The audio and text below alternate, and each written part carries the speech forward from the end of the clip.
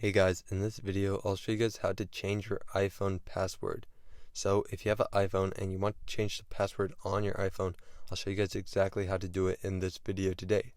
So it's really simple and easy. So what you want to do first, you want to head over to the settings app.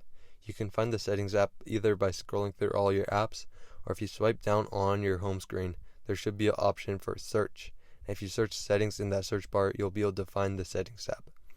But once you first you want to find the settings app, like I said.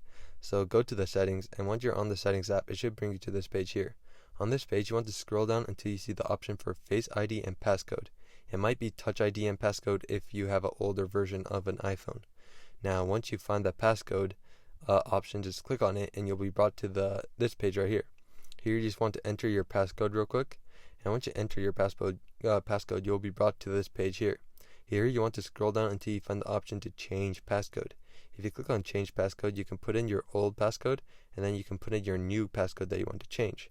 You can choose a numerical option for 6 letters, or the 6 numbers or 4 numbers. You can also choose an alphabetical password as well.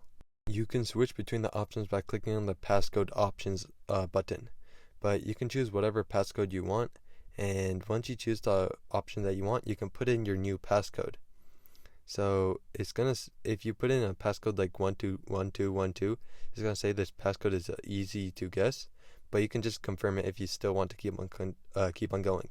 But here you're gonna want to verify your new passcode as well.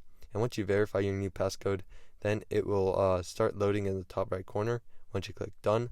But for me, it wasn't loading at all for some reason, so I just clicked cancel in the top left corner, but it should load in just a little bit for you. If it doesn't, you can try restarting your phone and see if you can change your passcode then.